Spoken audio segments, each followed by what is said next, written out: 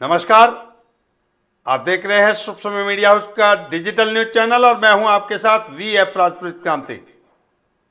जी हां, आप बराबर पढ़ रहे हैं। कांग्रेस का नया कलर राजस्थान में फिर से उभर कर आया है। राजस्थान में जादू चलेगा या पायलट की उड़ान, ये समय बताएगा। आइए एक सिंहावलोकन करें, एक विस्तृत। वैसे तो राजस्थान में कांग्रेस का कलर एक नया नहीं है, लेकिन फिर उभर कर आया है।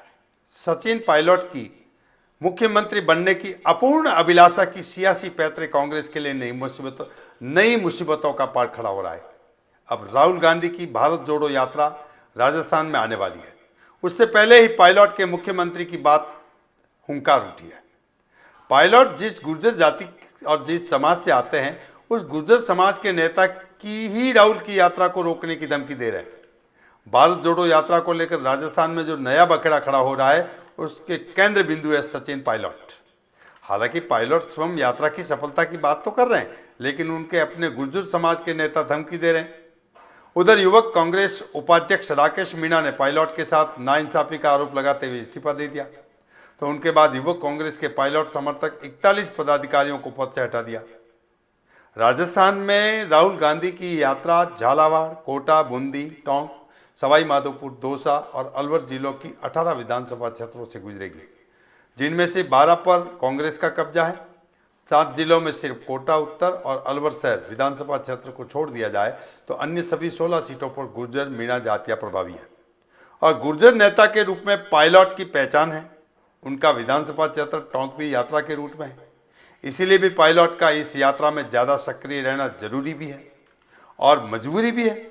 लेकिन पायलट के मूल वोट गुर्जर समुदाय के नेता विजय बैंसला ने अपनी आरक्षण की पुरानी मांगों को लेकर राहुल की यात्रा को रोकने की धमकी दी है। तो बीजेपी भी राहुल की यात्रा के दौरान ही राजस्थान में जन आक्रोश यात्रा निकाल रही है।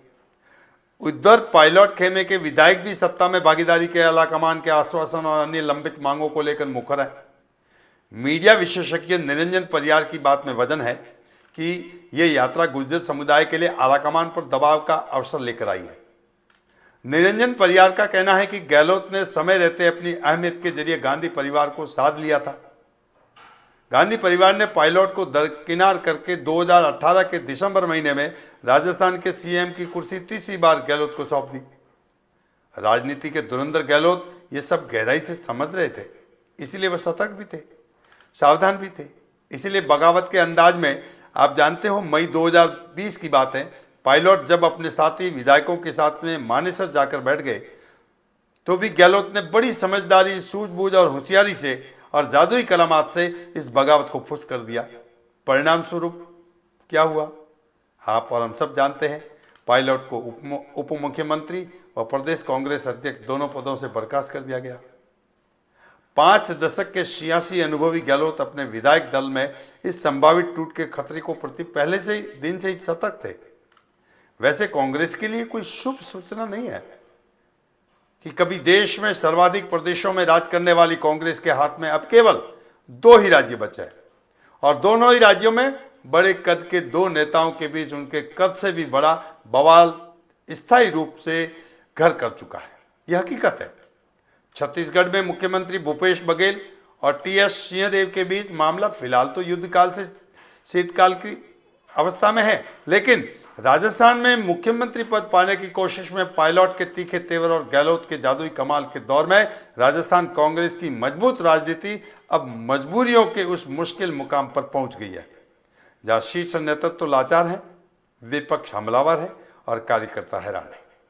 अब राहुल की यात्रा के विरोध में अपने समाज को कैसे रोके, इस समूचे राजनीतिक परिदृश्य में कार्यकर्ता अपनी पार्टी की पतली होती हालत से हैरान है और हतप्रभ भी है। अब जब चुनाव में 1 साल से भी कम वक्त रह गया है तो पायलट की मुख्यमंत्री बनने की इच्छा नए सिरे से जोर मारने लगी है। उनके समर्थक राजस्थान में फिर से कांग्रेस की सरकार लाने के लिए पायलट को मुख्यमंत्री प्रतिष्ठित करने का रागलाप रहे, लेकिन इस सारे सियासी समीकरण को जो सात्विक, सत्य और ताकतवर तथ्य सामने आ रहा है वो यही है कि राजस्थान में कांग्रेस का जो नुकसान हो रहा है उसकी भरपाई करना कांग्रेस के लिए बेहद मुश्किल है। ऐसे में राहुल गांधी हो या कांग्रेस अध्यक्ष मल्लिकार्जुन खड़गे हो उनके लिए भारत जोड़ने से ज़्यादा बड़ी चुनौती है राजस्थान को कांग्रेस से जोड़ रखने की। देश भर में कांग्रेस के ढहते किलों के बीच राजस्थान के किले को मजबूत दीवार भी दरक रही है। देखना है गहलोत का जादू बरकरार रहता है या पायलट की उड़ान काम आती है।